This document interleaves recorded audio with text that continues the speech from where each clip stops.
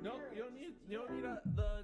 I'm doing this, by the way. He a legend, he a legend, he a legend. He a legend, he a legend, he a Talking legend. on it though, then He you a can't work legend. it up later. Welcome to the league, to the league, to the league, to the league, to the league of items. Welcome to the league, to the league, to the league, to the league, to the league of items. What's up, everybody? It's Pikel with League of Items, and in today's video, we're going to go over the definitive international tier list for the best teams in the 4 major regions. Some people might disagree that LCS is a major region still, but for this video, they're going to be included. So what we're going to do in this video is take a look at Jinx, because I think that Jinx has kind of been the key champion for the past couple of months and the entirety of this split. She's been so overpowered, and it's so easy to play around her. And even though Aphelios Jinx is often thought of as a good trade, it's really not. So we're going to talk about that a little bit. Then we're going to get into the different tier lists for LCS, LEC, LCK, and LPL. We're going to do them each individually, taking some pointers from the different sports books that are out there, because you can kind of see how they relate the teams to one another. Then we're going to combine all of those things into one tier list at the end of this video. But before we do any of that, I want to thank my partner, Thrive Fantasy. So, Thrive Fantasy is a betting website that you can basically bet over-unders on certain props in contests and head-to-heads. They have a lot of free rolls and stuff like that. If you use the promo code PIKEL, which is in the description, you get a 100% deposit match up to $100, which is awesome. Then you also get 2 free $20 contest entries if you deposit over $10, and 4 free $20 contest entries if you deposit $100 or more. So thanks, Thrive, for that. Let's get into the Jinx stuff. So first up, we're going to take a look at the LCS. We're going to take a look at the Jinx information from the LCS, and then we're going to look at the top 4 teams from the LCS. The reason why I think it's so important for looking at Jinx specifically is because teams that are already good are going to have good win rates with Jinx, and teams that are already thought of as bad are probably going to have bad win rates with Jinx, but they might be better than you would expect. Overall, in the LCS, Jinx has a 57.6% win rate, which is crazy. Arrow lost on it on Immortals. I think that might have been today. But you can't really put too much weight onto that because of the people that they're playing against. Luger is 1-3. CLG against anybody is kind of like expected to lose the game. They're not expected to win only 25% of the time, but it might be actually around that. I think in most situations they're probably like high plus 100s, maybe low plus 200s. But against the top teams, they are much larger on the money line. And like we could take a look at that. Tactical 1 and 2, TSM has been underperforming a lot. These are the kinds of games that are the most tilting for people watching TSM, is when you get something like Jinx and you're still losing, you're still not able to team fight correctly, you're still not playing around your win conditions the right way. That's why people are so frustrated with TSM. A team like FlyQuest has gotten Jinx a lot of the time, but it's still only 50-50. So for me, if I'm thinking to myself, okay, well, FlyQuest has a pretty good record, but they're only 3-3 with Jinx, that makes me kind of question how good they can be if they only have a 50% win rate with one of the best champions in the game, and they're going into a lot of these games as favorites. So if you're going into the game as a favorite, get Jinx, and then only win 50% of the time, like that's not the mark of a good team. Danny, I think, is a very good AD carry. He does make some mistakes in terms of positioning, but at the same time, Evil Geniuses has done a pretty poor job of prioritizing Jinx. Like, look at the number of times Jinx has been played by some of these other teams compared to Evil Geniuses, Cloud9, even 100 Thieves. Like, these are the teams that we think of as the better teams in the LCS. This probably means that a lot of the losses for Jinx in the LCS have come against teams like 100 Thieves, C9, and Evil Geniuses, where they were the favorite team to begin with. So the AD carry matchup is less important. I still think it's like poor drafting, but that's kind of just the way that it is. Then you see a team like Team Liquid. They play around Jinx very well. Hansama is a very good AD carry, and I was excited when he came over to the LCS. I think that Team Liquid looks very good right now, obviously. And then we have two teams, Dignitas and Golden Guardians, are both undefeated with Jinx. So, I'm not looking for every team to be undefeated with Jinx, but in a perfect world, I think Jinx would be picked on blue side almost every single game. If you're blue side and you lose the game because you gave up Jinx, you have nobody to blame but yourself. That's how I look at it. So obviously the top 4 teams, well, maybe not obviously to some of you, but the top 4 teams, according to me, and I think also according to the Sportsbook in general, the top 4 teams are Team Liquid, 100 Thieves, Cloud9, and Evil Geniuses. So let's take a look at some of the key games and the money lines that we've had from those games. So today we had Team Liquid against 100 Thieves. Team Liquid was a -180 favorite. 100 Thieves was a +135 underdog. That kind of equates to a 1-tier difference in my tier list, the way that I look at things, because it's a combination of what the sportsbook spits out in terms of the numbers and the implied win rates of the teams. I think that these two teams are probably the same tier long term. Right now, with recent performance, I think that Team Liquid is better than 100 Thieves right now, but you're never going to feel great betting Team Liquid at -179 against 100 Thieves.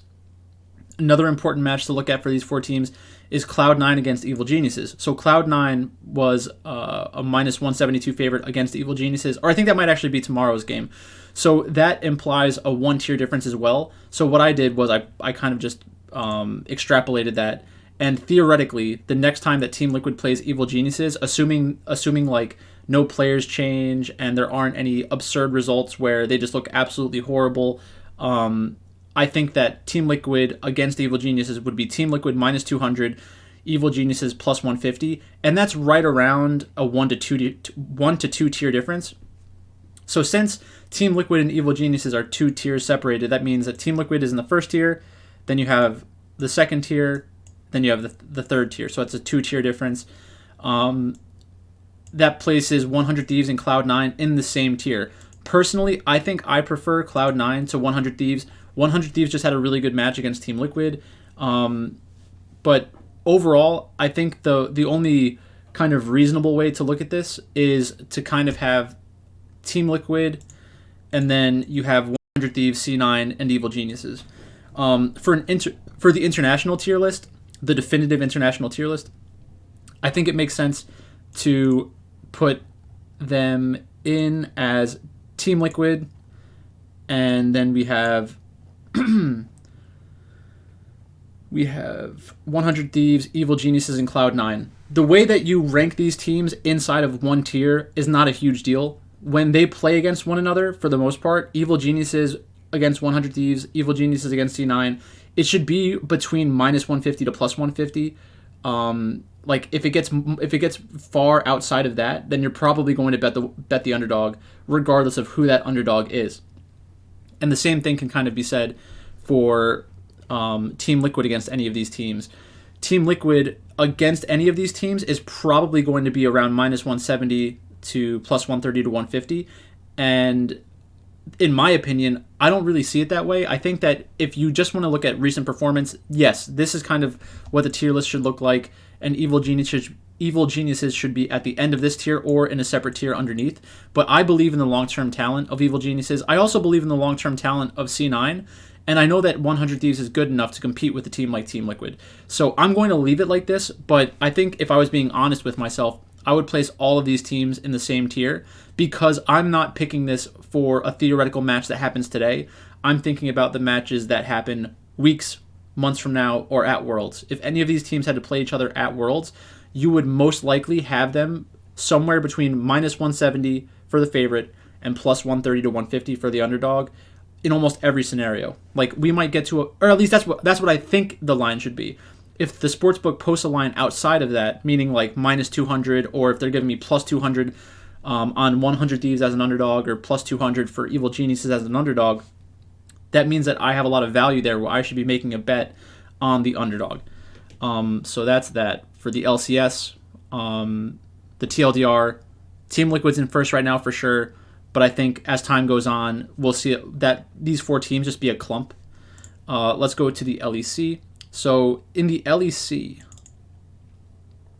we have some teams that have played a ton of Jinx, and it's like that's one thing I'm afraid of with Misfits is that in playoffs I don't expect Misfits to get Jinx as often as they have. I think that's going to be an easy way to kind of attack them. If you look at Astralis, they have a negative win rate with Jinx. Same thing with Vitality, and Vitality has looked pretty bad at playing towards their win conditions in general. I think that Vitality definitely has a lot of faith in their ability to outplay their opponents, and they they take a lot of these team fights that just don't make sense because they think, oh, well, we're better than them, so we'll just make the play work. But that's not the way that you should be playing League of Legends. You have to kind of play with I don't like necessarily using the word respect to the enemy team, but you need to give your opponent the benefit of the doubt that they're not going to make the wrong play or not going to allow you to completely outplay them.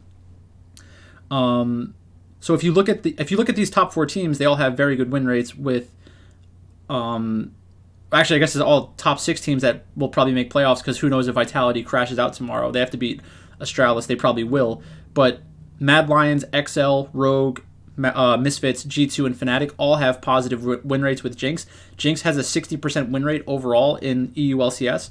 And for Misfits specifically, a lot of their games with the Jinx have contributed to gigantic comeback victories. Like they did that today.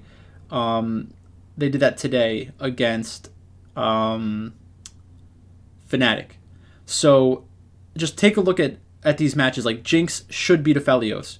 Jinx should beat Caitlyn. Like you can like theoretically win the Caitlyn side by winning the early game really hard, but personally I prefer the Jinx side of that matchup still because you outscale. Same thing with Varus. Caitlyn again. Lucian, the same thing. The Lucian kind of needs to get ahead of you in the early game. He's going to get outranged. In every single one of these matchups, except for the Caitlyn matchup, you're going to get outranged significantly, and that puts a lot of stress on the AD carry in teamfights around the Dragon Pit. The amount of room that you have to maneuver and try to get damage onto the enemy team or like help get a kill is just so much shorter. Like if you're playing the Aphelios, you have to play super aggressive, put yourself into a risky position, and that's just a more difficult way to play the League of Legends, which we shouldn't want like the teams that we're betting on to do. We should want them to play like the easiest style of League of Legends possible.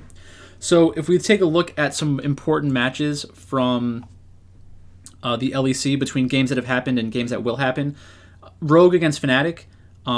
It's about a one tier difference. You could argue that it's the same, but I kind of think that the Sportsbook thinks that Rogue is better than Fnatic still. So Rogue against Fnatic, we have Rogue minus 140 to Fnatic plus 106. Fnatic against Misfits, and that was from today. Fnatic was a minus 160 favorite, so that is a one tier difference. So far we have three teams. Rogue in the S tier, or what I consider the S plus tier, because Rogue and Fnatic are pretty similar. So Rogue at S plus, Fnatic at S, Misfits at the A tier. Then we have Vitality against G2. So that's the same tier because it's really close. And then we have Rogue against G2. So Rogue against G2 is a 2-tier difference, which is a little bit surprising to me. I don't think that you're going to feel great betting Rogue at minus 200 in a best of 1 against G2. Maybe you would probably feel better in a best of 3 or whatever we're doing in the playoffs.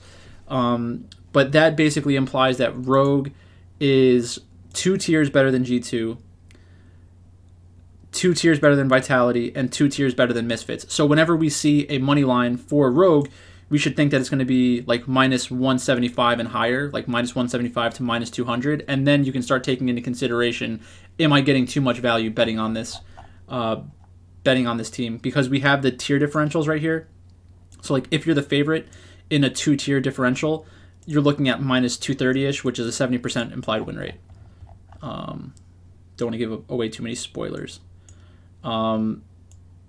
So now the question is, how do we rate them compared to North America? And I think that most people would say that the LEC is a stronger region overall than North America. I don't really agree with that. as much. I think that there's so much concentrated talent on the upper echelon teams in both regions. I think that Rogue and Fnatic, I think Rogue, Fnatic, and Vitality have true, like, talented rosters. Misfits and G2, they have some good players, but they have very big weaknesses in my opinion. Like Misfits, I think has looked so good because they've gotten Jinx so much. So I don't expect them to get Jinx as much in the future. I expect them to underperform and kind of disappoint people who have a high opinion of them. So for that reason, the Sportsbook, I'll do the Sportsbook one first. So theoretically, I guess you have to kind of answer this for yourself. What do you think about Rogue against Team Liquid? What do you think the money line would be? Do you think it would be minus 160, minus 230, like the 70% implied win rate? I think that it's probably closer to a 55 to 60% chance to win for Rogue. But at the same time, Team Liquid has looked so good that I think the Sportsbook would have a tough time listing it that way. So I think we should put Rogue right next to Team Liquid, which would imply that Fnatic is in the same tier or in the E tier. I think that they should be in the same tier. Then we have the rest of the teams. We have Misfits, G2, and Vitality. I think that 100 Thieves, C9, Evil Geniuses, and Vitality all have the best chance to get up into the D tier. But for reasons of like recent performance, talent, and things of that nature, this is probably the most fair way to leave it. And don't pay much attention to D and E right now. Like when they're relative to one another, it's going to look clumped up because then we're going to be bringing in the LCK, bringing in the LPL, and that kind of stretches everything out. So let's go to the LCK. So in the LCK, again, we have a lot of these very good teams that just have insane win rates on Jinx. So in the LCK, it has a 56% win rate, but take a look at the win rate for the good teams. And the 4 good teams in the LCK are Gen G, T1, Damwon Gaming, and DRX. I don't understand why a Korean team would give away the best AD carry in the meta right now and expect to win, because what happens is you're forced to play the losing side of that matchup, so you're already expected to lose more often, and then you're picking a matchup that also implies that you're going to lose, or indicates that you're going to lose, is correlated with losing. Some combination of those words. So Ruler's 5-2, Gumayusi's 6-2, Diokdom is 10-3, Deft is 7-2. All these players are great at playing Jinx. I think that you can kind of say that Aiming and Teddy are most likely just being dragged down by their teams. Like if you put Teddy or Aiming onto one of the top 4 teams, you're probably going to have a Jinx win rate that's higher. The other thing that I would say about this is the fact that Jinx's win rate is so high with the top teams and is negative in some cases with the lower teams. The win rate should be even higher, because if you were playing with 2 evenly talented teams, Jinx's win rate would be expressed more accurately. So let's go to the LCK. So in the LCK, we have a lot of matchups that we can kind of pull information from, and it implies a pretty insane tier list. So T1 against Gen G, we have T1 as a minus 345 favorite against Gen G. That happened yesterday that happened a couple weeks ago, and that's because T1 was on fire and everybody was kind of just assuming that they would stomp everybody. I bet Gen G at plus 250, I think. And I just don't believe in that money line because that's a 3-tier differential. That implies that T1 wins like 80% of the time, which I just don't think it's possible that T1 wins 80% of the games or matches against Gen G. The talent is too close for that to be the case. So in that one, we had a 3-tier differential. So you put T1 in the top tier, and then you put Gen G 3 tiers down, so they would be in the B tier theoretically. Then we have a separate pair of teams, Damwon Gaming and DRX. So Damwon Gaming is thought of as 2 tiers higher than DRX, and DRX won that matchup. So I think that going into that matchup, I didn't have DRX winning the match, but I did have DRX as a better, a closer opponent than what the Sportsbook was kind of implying. So this is a 2-tier differential, so then we know it's Damwon Gaming and DRX are 2 tiers away. Then you start comparing the other teams to one another. So T1 against Damwon Gaming was a 2-tier difference in the beginning of the season. So this is less indicative of what the sportsbook would say nowadays. But that was T1 minus 204 to Dom1 Gaming plus 150, and that was on February 23rd, so I guess a week and a half ago, which may not seem like a long time, but a lot happens in terms of like the hive mind and the casters talking about how good T1 is. The sportsbook needs to take those things into consideration because the volume of money that they take on these teams is going to be impacted by public sentiment a decent amount. So then keep moving. Gen G against DRX, we saw this match about a week ago, and this was after DRX beat Dom1 Gaming, so you knew that DRX had a shot against Gen G, but they were still listed as a 240 dog. So then you have Gen G, 3 tiers down, DRX, and then we can go again. This was the one from yesterday or 2 days ago. Gen G didn't have 2 of their starters, so they didn't have Chovy, they didn't have Ruler. And T1 was a minus 400 favorite again. The line did open around this number, and it got pushed to this number. And a lot of people were trying to say, like, you know, it's getting a little ridiculous with T1 having these gigantic lines. Gen G is one of the only teams that has a shot at beating T1. So that got bet pretty much... that didn't get bet down as much as people thought it would. So I think that the theory is that if Gen G played Dom1 Gaming, or the next time that they play Dom1 Gaming, Gen G will be a minus 150 favorite, Dom1 Gaming plus 125 underdog. That's a 1-tier differential. So we have Gen G basically in the B tier because of their matchup against T1. This is kind of what's implied. Then you take Gen G against Dom1, which is our theory matchup. That's B against C, where it's still a 1-tier differential, but they're both like pretty far behind T1 in terms of power level, according to the sportsbook. And then a couple tiers down, we have DRX. I think that it's definitely closer than that. And I believe that it's closer than that. So anytime that T1 is playing against Gen G or Dom1 Gaming, I'm probably going to like the underdog's chances because I know the sportsbook is going to treat it like a 2 or 3 tier differential when I think it's a 1-tier difference. And the same thing for DRX, but to a lesser degree. So I think it's probably more fair to have T1, then you have Gen G and Dom1 Gaming behind them, and then you have DRX in a separate tier as well. So let's put that into this. So we can start bringing in the S tier into consideration because right now T1 is one of the best teams in the world. I think that you kind of have to give it to them at this point. I love T1. I've always been a big T1 fan, and my bias generally gets in the way. So I feel bad a lot of the time putting them up so high because I feel like it's just too much. So I'm comfortable with this for the LCK specifically. When it starts taking these teams into consideration, it becomes more difficult. Because with a team like DRX, where do we think DRX would finish if they played in the LEC or the LCS? Personally, I think that they would be a top 2 or 3 team in every region. Maybe not in the LPL because the LPL is very deep. But like the lowest I could put DRX would be in this tier. And then we would bring Dom1 Gaming and Gen G down here. And I'm not touching T. You could actually leave T1 there because this is kind of what the sportsbook was implying before. So we'll leave it like this for now, but we'll change it once we get through the LPL. So then again, let's take a look at the Jinx win rates. Viper, 5-0. Very good Jinx player. Invictus Gaming, not a very good team right now. They lost me a couple $100 last night. Losing to anyone's legends, but they are very good at Jinx. So I know that if they prioritize Jinx the right way, they should have a good chance to win a matchup against anybody. Then you have players like Photic. If you're playing against V5, you shouldn't give them Jinx. If you're playing against anybody, you shouldn't give them Jinx. But he has a 70% win rate. Jackie Love has a 70% win rate as well. Doggo, Gala in the 60s. And the overall win rate is about 58%. The reason why this kind of stuff happens, like it's not higher in the 70% range for the region as a whole, is because even though you're giving the better side of a matchup to a lesser team, they are not able to execute.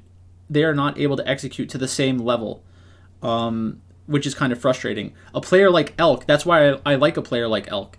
He's a very good AD carry. His team knows that he can carry on Jinx and that Jinx is a very good champion, but the rest of his team is not good enough to let him carry those games or put him in positions to carry those games.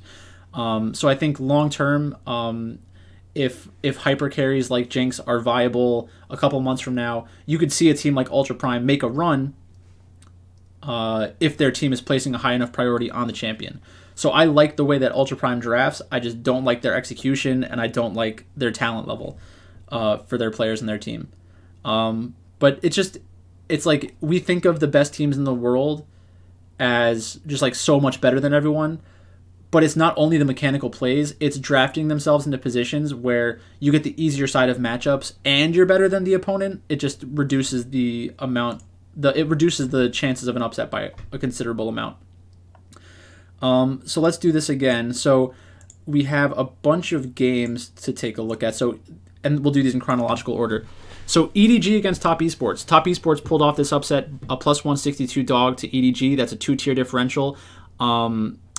EDG was overrated at that point in time because they are the former world champions. Top Esports also had a really rough early portion of the split. LNG against V5. This was another one. LNG, I think, is a very good team. I know they lost to V5. If they played again tomorrow, I think that LNG should still be the favorite, but V5 would probably be the favorite at this point because of public perception. Top Esports against BLG. This was another spot where people have a high opinion of BLG, and so do I. But this is at like the lowest point of the perception of Top. Actually, it's not, because it's after their win against EDG. But like talent-wise, the teams are very similar, and there are so many good players in the LPL that it's really tough to differentiate. They're basically in the same tier, which is in the tier list on the right. Weibo Gaming against RNG. That was a funny spot because RNG had just lost to Rare Atom, I think, and then they go off and they pull off the upset against Weibo Gaming. Weibo Gaming was thought of as one tier higher than RNG, and Weibo Gaming's another team. I love Weibo Gaming. When they were called Suning at the World Championship, they were my dark horse before the tournament even started because I loved the talent of Huanfeng, and he's still an incredibly good AD carry. Those things just don't change, and that's why talent evaluation is so important long term. The next match we're going to look at, V5 against JDG. So V5 against JDG, V5 was a minus 357 favorite, JDG plus 263. That implies a 3-tier differential. JDG is way too talented to be that big of an underdog against a team like V5. V5 against V5 at that point was thought of very highly because they had just beat LNG. So it's like you get a lot of these unexpected results. They sort of change the stratosphere that the public thinks that they exist or like belong, and you see lines move a decent amount because of that. So we were on the JDG one when that happened. EDG against RNG, so that just happened today. RNG pulled off the upset against EDG, that's a good win for them. I actually thought, and I kind of still do think, that EDG is the better team, but RNG just had their number today. Respect to RNG, no big deal. And then we have 3 matches that are happening over the next couple of days, which are very important games to kind of like see how these teams are stacking up against one another in terms of form. So LNG against Top Esports. LNG is a minus 132 favorite. That's a 1-tier difference. I don't think that's accurate. I think that LNG is probably better than Top Esports by 1 to 2 tiers. V5 against BLG is happening on the 8th. V5 is minus 278, BLG plus 200. That's a 2-tier difference. That's close. I think it's probably a 1-tier difference. So if you were looking for a value bet, you should bet on BLG. V5's overrated now. And then LNG, and overrated doesn't mean that they're going to lose. Overrated means that they are overrated. They are rated too highly. It doesn't mean that they're going to be pushed underneath a team like BLG. It's just that it should be closer. LNG against JDG on the 9th. We have LNG as a minus 222 favorite against JDG at plus 162. That implies a 2-tier difference. I just don't see that. So according to the Sportsbook, we have S plus S ABC. So Weibo Gaming, because they beat EDG, because they beat LNG and V5, the Sportsbook is going to make them the favorites in every single matchup for the rest of the split probably, and deservedly so. Like you shouldn't like list them as the underdog. So maybe you'll get a lot where they're in the same tier as their opponent, but it'll be like minus 130 to 100, something like that. In the S tier, we have EDG, V5, LNG, and RNG. And a lot of this has to do with public perception, people's thoughts about like the very good wins that they've had, the talent that's on the teams, the names that are on the teams, the previous performances from other years, like EDG winning the world championship, Rookie on V5 winning a world championship, Karsa being a very good player, LNG with Duanby having won a world championship, Tarzan looking like one of the best junglers in the world, RNG being super strong in Spring Split last year, winning MSI, having a chance to be competitive at Worlds. And then we have Top Esports, BLG, and JDG. I think that the LPL is super stacked right now, and it's very close. I think that a more accurate tier list would place these 3 teams at the top. I think that LNG is still the best team in the LPL right now, but it's very close between LNG, Weibo Gaming, and V5. If I had it my way, I want Weibo Gaming to be the best team in the LPL. I want Weibo Gaming to win a world championship. I'm just afraid that my desire for them to be playing at a high level is going to distort my perception of them and force me to make bad bets and stuff like that. Then I have EDG in the second tier, and this is because I think that there's a qualitative difference between Ruler and the rest of the AD carries. Ruler is better than Doggo, like much better. Ruler is much better than Jackie Love at this point in terms of consistency, champion pool, and things like that. Yes, Jackie Love can play Jinx, but I would rather have Ruler in a Jinx Aphelios matchup than Jackie Love in a Jinx Aphelios matchup on either side. And that's because Viper knows how to play both sides to such an extremely high level and has less positioning mistakes in general. JDG, Hope has looked good this year, and he's played a lot better than most people have thought, but he's not Viper. And then Gala he's not one of the most overrated players in the world anymore. He was last year when people were hyping him up, where he was really just a Kai'Sa one-trick. But he's not Viper. And Huanfeng is the closest thing to Viper. Light is good but not great, and then Photic is good but not great. So I think that the 2 best AD carries really are on Weibo Gaming and EDG. If we have a mid lane centric meta where mid lane and jungle is more important, then LNG and V5 will be the better teams in the playoffs. If AD carry is the most important, Weibo Gaming and EDG will be the most important. And that's exactly what I said going into Worlds, and that's why I had Gen.G and EDG as two of my S tier teams. And they both outperformed expectations because their AD carries are so strong. So I do kind of know what I'm doing. And this is what the overall tier list should look like, in my opinion, according to the Sportsbook. So theoretically, if these teams all made it to MSI, which obviously you can't, but if any of these teams make it to MSI, and we were taking the perception of sportsbooks and the public from today, and you had T1 play against like Damwon Gaming, or no, T1 play against JDG, I would think that it's S, A, B, C, D, F. So it would be 1, 2, 3 tier difference.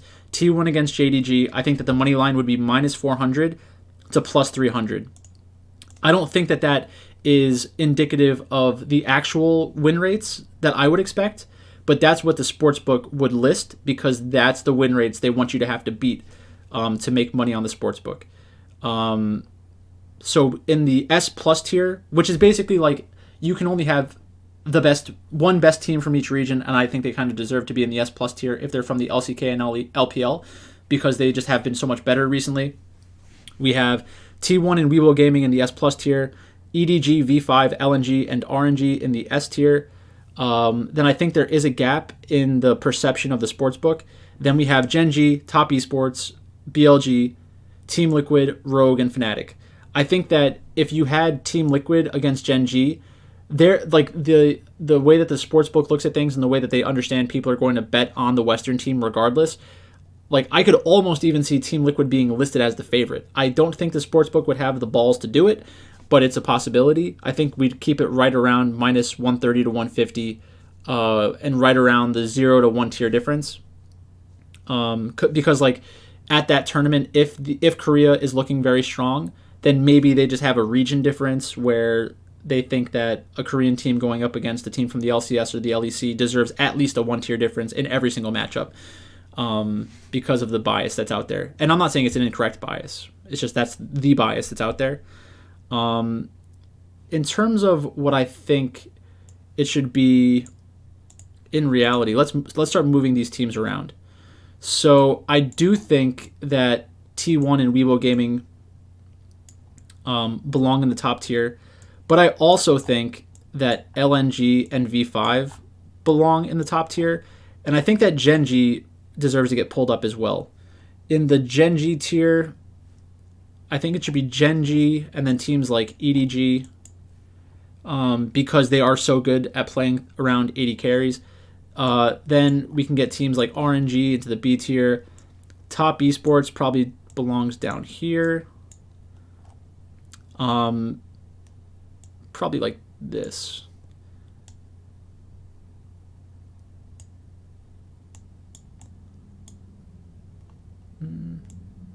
So I think that this is, I wouldn't treat this as a.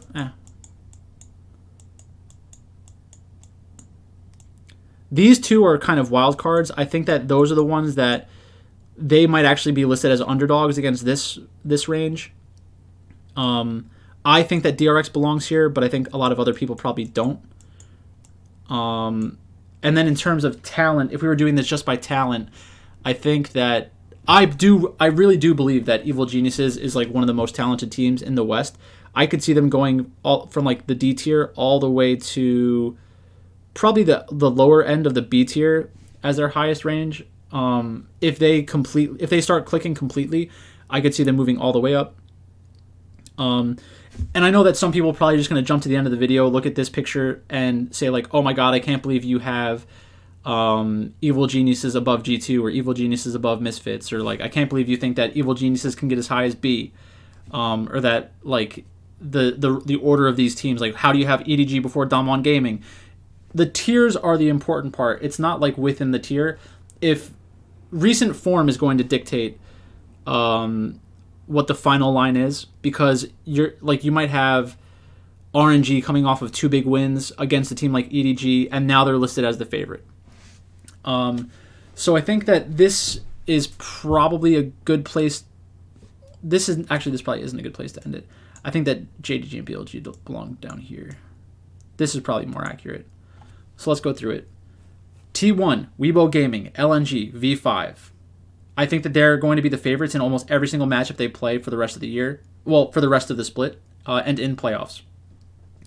Then we have Gen G, EDG, Damwon Gaming. I think that Gen G will be mispriced a decent amount against Damwon, T1, and DRX. And then they're going to have huge lines against anybody else. EDG is probably underrated now. They're getting close to underrated because people are like, "Oh man, they won a world championship. Now they're not. Now they're not good. They're fine." Damwon Gaming, they haven't looked great so far this year. They're kind of struggling with their new team a little bit, but that's going to get figured out, I would think. I expect them to show up to Worlds being very strong. RNG and Top Esports, this is kind of the respect tier. Like, you kind of just have to believe that RNG and Top Esports are better than JDG, BLG, Team Liquid, Rogue, Fnatic, and DRX. Do I think it's possible that Team Liquid, Rogue, DRX, Fnatic, JDG, BLG, 100 Thieves, C9, Evil Geniuses, Vitality, could these teams beat RNG, Top Esports in a best of 5? Yes, of course they could. But they're going to be listed as the underdog. And then you need to decide, is there something about their recent performance or the way that they're drafting, the way that they match up against this team? Is there a way to gain or extract extra value from that line? So like I said, this tier list can be looked at a lot of ways. I think that this is a pretty accurate representation of what the international tier list should look like, a blend between what the sports books think and where I have a little bit of my biases kind of in here as well. And this is going to be the starting point that I'm going to work from when we get into playoffs, when we get to international competitions. We're going to be able to check the money lines that are listed against this kind of tier list and make adjustments to see what other people think about the global tier list as well. So I hope you liked this video. I'm still trying to get to 1,000 subscribers. I'm 50 away. Please help me out by sharing the video, telling somebody else about my channel, or subscribing if you haven't already. like, comment, share, subscribe. If you want to support the channel in other ways, you can check out my Patreon. $10 a month, you get access to Discord. We're always talking about League of Legends every single day. We're talking about the matches that are going on, the different bets that we're making, the different teams that we like for DraftKings, the different player props we like on Thrive Fantasy. If you want to support me through Thrive Fantasy, use the promo code PIKEL. There's a link in the description below. If you deposit over $10, you get 2 $20 contest entries. If you deposit $100, you get 4 $20 contest entries, and you're also getting a 100% deposit match up to $100. That's a really good deal. Check out the head-to-heads, the free rolls, all that.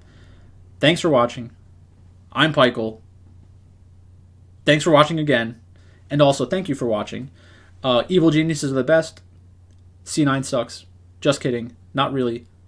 And I'll talk to you later.